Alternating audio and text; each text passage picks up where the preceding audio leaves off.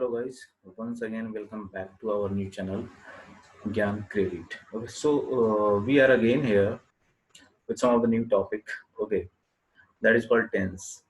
Okay, so first of all, okay, if we think about tense, okay, then we must learn about some of the terminologies that will be used in a tense. Suppose if we start a tense directly speaking to you, that what is a present indefinite tense, what is a present continuous tense, what is a future tense, what is a past indefinite tense. So that will be something difficult, or that will be something confusing to all of you. So being starting some of the topic, okay, so once if I am going to start some of the topic, so there must be some criteria, or there must be some basis, okay, that must be followed to all the people. Okay, so the same thing has been just dialogued into this lecture, that before going to the teens, okay, we will must have a knowledge of some of the terminologies which are to be used while studying a teens. Okay, so the first of thing, that suppose we are very ill in English. Okay, so we will start with the number of the alphabet letters, that is later only. So suppose if I ask a question to all of you, that how many letters are there in alphabet, so what your reply comes, that there will be 26 letters. Okay, so yes, that is a fine, that is a right one, that 26 letters are there in a alphabetical stories. Okay, so now the my question one arises is that the group of, what is a word, suppose what is a word, so you will say the group of a letter that can be combined into a self, that is called a word. So that will be your answer. But I will say no. A group of word, a group of letter cannot justify a word. Okay. So how is it possible? Do you understand that why a group of letter cannot be termed as a word? Okay. So I will react to some of the answers like that. A group of, your example is a very correct one, that a group of letter, okay, is called word, that is not sufficient reply. Okay, you will have to say that a group of letter which says a complete story, which says a suitable story, okay, which says a suitable meaning of the word, or which says a suitable meaning of the arranged alphabetical letters, that is called a word. Suppose I have written two of the words which are incorrectly spelled. Okay, means the letters are same but arranging their terms. Okay, it means the places of their arrangings are being different. Okay, so suppose if you will see the first example, that is an example of the help. So help, that combines of the four letter HELP, but I have written another word HLEP. It means what? The letters are same, but we called HLEP as a word. We can call this is a word? No, we can't call this is a word. Why? Because there is no any meaning coming up with the help HLEP. We don't have any of this suitable meaning coming up with the same letters. But if we use this letter as HELP, it means there is something that is to help someone, or that is to serve someone. It means that help is a suitable word. So we can call it as a help as a word, but we can't call HLEP as a word. Okay. The same example goes with the beautiful. Okay, suppose this is the example of the beautiful. So beautiful is a here right one remaining as a same. But if you will see in the left of the corner, so the places of putting a letter is being different. Okay, can you see the phenomenon that I have placed that very letters are being in ordered? Okay, so we can't call it as a word because there is no any suitable meaning coming with the beautiful. Okay, but we can call it a word because there is certain meaning, that is suitable meaning coming out of the beautiful. So coming to the next, so we have defined a word. So what is called a word? So group of the letters which gives a suitable meaning, that is called a word. In the same way, in the same fashion, we will learn about the sentence. Okay. So what we call a sentence in the Hindi, we can call it as a vakya. Okay. So in sentence, what we will call the group of words which give a suitable meaning, that is called a sentence. Okay. So we can't call any of the group of the words as a sentence. Okay. So we will have to check it out that they, what of the words that I have written on the board, or what of the word that I have written on the screens, that is giving a suitable meaning or not. So that is a different part, or that is a mandatory part, that part of the word or that word which has been placed on the screen that must be giving a suitable meaning. So I've written many of the examples over here on the screen, so you will have to check it out and you will just identify that which is called a sentence or which can't be called as a sentence. So on the screen you will find out that I've given the examples. Okay, if you need, then you could also learn over some of the definitions, but I don't think that is a necessary one because I'm already explaining on a part of myself. Okay, so I have already explained that the group of the word that combines and makes a proper sentence or that makes a proper meaning, that is called a sentence. So a set of word that is complete in itself.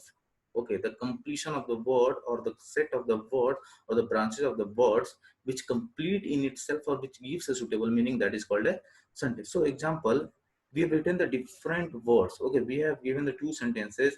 In both of the sentences there is one thing common, that all the words are common. Okay, all the words are common, but the arrangements or the position of the words are being different in both of the scenarios. Okay, so in red color the sentence are being used, that is a wrong one because there is no any suitable meaning coming out of that one. Okay, I play cricket, love to, there is no any grammatical there is no any grammatical view over there. Okay, so but whatever we can call it in a green word or green sentence, we are checking it here by that I love to play cricket, that gives a suitable meaning. Okay, so what we can call that the set of the words which can give a complete or suitable meaning, that is called a sentence. So on the another example we have, he loves his family. Okay, so in the same way we have written that he family his loves. It means there is no any proper meaning coming out of that very example. Okay, but if we will check it out on the green signals or the green words or the green sentences, he loves his family, it means it is talking about his family. It means it gives a complete sentence, it has a proper meaning over there. Okay, but all the examples that is containing of the I love to play cricket, he loves his family, वह अगर मैं हिंदी में बात करूं तो वह cricket खेलता है एंड मैं घर जाता हूं, so all of these meanings or all of these sentences, they are being properly assigned, and that shows this example that if the words are completely aligned. Okay, and if the words are giving a suitable meaning, if the words are complete in itself, then we can call it as a sentence. But if the words are being aligned but not giving a proper meaning, but not giving a suitable meaning in itself, that completely, so that is not a sentence, that is not a proper sentence. So up to here we have come across a word, we have come across a sentence that some of the letters which combines itself and form a positive meaning or form a positive meaning, that is called a word, and the group of the group of the word or the collection of the word which gives a suitable meaning or completes in itself, that is called a sentence. Okay, so the two things up to here I think I am clear. Am I right? Okay, so going ahead of the sentence, we must learn. Okay, can you guess why I am teaching these lines? That what is a verb, what is a sentence, what is a word? Because these are only directly used in the sentence. Once I will be teaching tenses, then these word or sentences that will be directly used over there. So you must, or your mind must capture the why I am using that very word and why I am using that very sentence or what type of sentence it is. So that should be directly striking to your mind was once I will be teaching that in the tense. Okay. So coming back to head.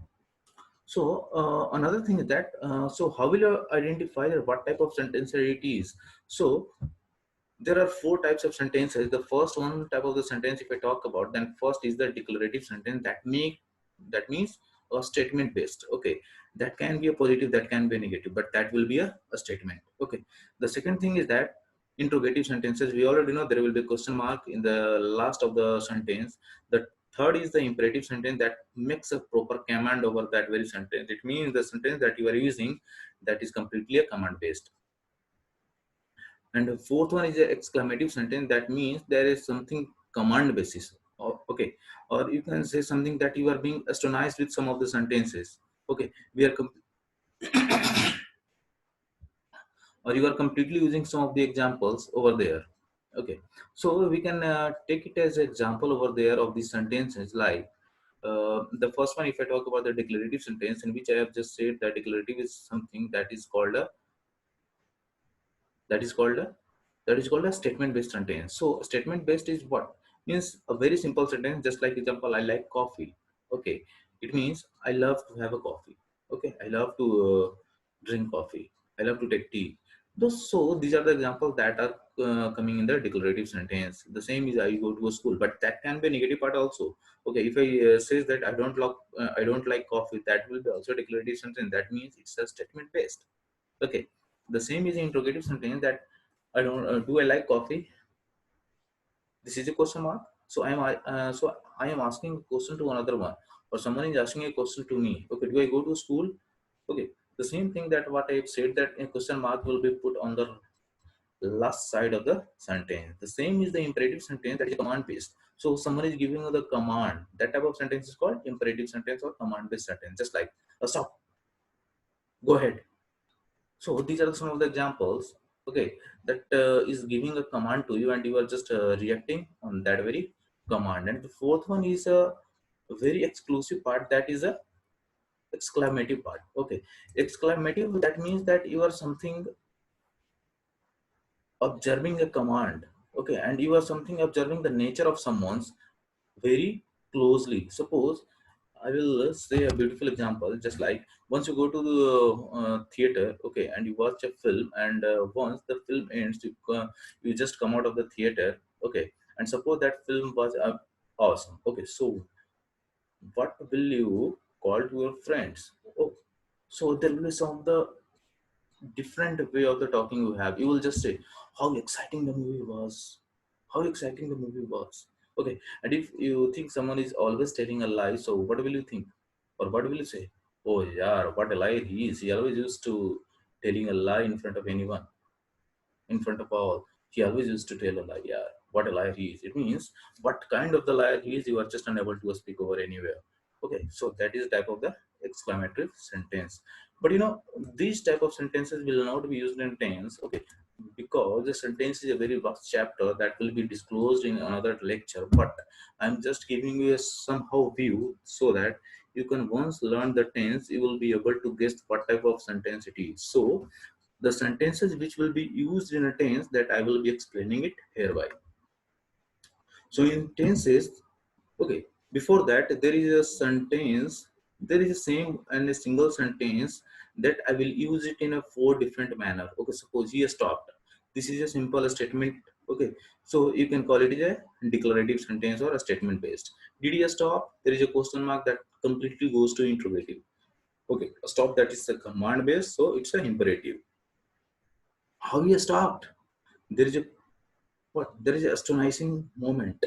Okay, you are unable to believe, so that is a exclamative mark. So a single sentence, but that can be used in four different type of sentences. Okay, so now I will study, or now I will teach that what type of sentences that will be used in a tense, because that will be a mandatory one, or that will be playing a vital role afterwards studying the tense. So just come back to that. So once you are just able to look on the screen, so you will find there are four types of sentences which will be used in a tense. So I have written that sentences to be used in a tense. So in a tense, we will be using only these type of sentences over here. So positive sentence, the four type of sentences are positive sentence, negative sentence, interrogative and negative sentence. Okay. So what type of sentences we call as a positive? What type of sentences that we call as a negative? What type of sentences that we call as interrogative sentence? What type of sentences we will call as an interrogative and negative sentence? So these questions will be arising in your mind, that what type of questions or what type of sentences we will be putting in these very alignments, that what type of sentences are negative, what type of sentences are positive, what type of sentences are interrogative. So we will answer all these questions over here. So positives, we will come back one to one. Okay, so the positive sentences are that one which don't have any of the negativity. It means it's a direct statement. Okay, there is nothing a part of it. It's a perfect statement over there. Suppose I will take example, and that I will convert into all the four types of sentences that will be used in a tense. Suppose I take example of he goes to school. Okay, so it's a very simple statement. Okay, there is nothing negativity in that. So it's a positive sentence. Okay, but once I will use a note, then what will it happen? It will go through a negative sentence. So negative sentence will be coming out of example as he does not go to a school. Okay, now interrogative. Interrogative means what? We will be assigning a question to some of the guy. Okay, does he go to a school? Does he go to a school? So this is interrogative based. And what is interrogative negative? That means we have a two type of sentences mixed in a single sentence. That is a interrogation. That means question mark is also involved in that, and negativity is also over there. So we will be combining the second and third both as a fourth one. So what we call as a does he not go to a school? So these are the four types of sentences we'll be using in the tense. Okay. Coming back to that, the later comes as now, the topic comes as a verb. So what is verb? So verb is something which gives a proper meaning of action. Okay. So verb is nothing but a doing word. So later or the word which can give a occurrence of action. Okay. Suppose how can we call it as a verb or how will we identify as a verb? So suppose we have written some of the word, then the common example of studying a verb is that the word which we have written over the screen, we will ask a question with relevant to what. Okay, and if the answer comes, that means that is a verb. Suppose we have written some examples: eat, run, go, sleep, come, and play. So we will ask a question with that very word in relevant to what. So what is he doing? We are getting the answer with the eating. Eat. Okay, he is eating. It means we are getting the answer that he is eating. Now we will come back to the run. Okay, so what he is doing, he is running. We are getting the answer with relevant to what. Okay, so what is he doing? He is going. It means again we are getting the answer. So go is a verb. What is he doing? He is sleeping. It means again we are getting the answer. It means it is a verb. What is he doing? He is coming. It means it is a verb because we are getting an answer. So any of the word which gives us meaning or which gives an answer, once we will ask a question with relevant to the term as a what. So we have already written over here that ask question in the form of what. If answer comes, then it is a verb. So it's a being a common example of getting a verb or identifying a verb. Okay. So coming to the next, a verb can be used at five types. Oh, okay. A verb can be used as five types in a sentence. Okay. So verb can be used as a five types. Okay. So what type of verb we will use that in a sentence that will be defined by a tense. Okay. So we will learn it at last, but we should get in touch with that what type of verbs are there which can call it as. Okay, so verb will be nominated as a v1, v2, v3, v4 and v5 because I have already said that there will be a five types of verb of, there will be a five types of a single verb that will be used in a tense. So we are coming back with the example. So the first of the example is go. So the v1 is coming as a go. So what will be v2? That will be a went. V3 will be gone. V4 will be going. V5 will be goes. The same with another example of the verb that it is a also verb because we are getting the answer what he is doing. He is eating. Okay, so verb 1 remains as a eat. V2 remains as a ate. V3 remains as a eaten. V4 as a eating. Why this is it? Because it's a continuous. Okay, it's already going on. And v5 is it's the same is as come, came, come, coming and comes. Okay, so there is one common thing is that in terms of the v4 that's a continuing, we are using ing. So it's a very proper part that if the sentence is continuous, we will be using the verb as a v4 and we will be using as ing. Okay, so now the last topic comes as subject. Okay, so how will you identify once I am writing a sentence and I ask you to please identify a verb and a subject. So I have already told you that what type of verb it is or what is called as a verb. So you can easily identify now what is a verb. But how will you identify a subject? So in terms to identify a subject, I will just guide you another example that to which we are talking that is called as subject. Okay. For whom we are talking that is a subject. Okay. To whom everyone is talking that is a subject. Okay. Suppose or we can say to whom the complete line says. About to whom the complete line is indicating, that is called as a sentence. Suppose I go to a school. Who go to a school? I go to a school. Okay, so here I is the subject. Ram plays cricket. Who plays cricket? Plays cricket. So all here all are indicating over I. Here all are indicating over Ram. Okay, the complete line is indicating about I and Ram. So I and Ram is a subject. He served the nation. Who served the nation? About whom we are talking. I am talking about he. So he here is a subject.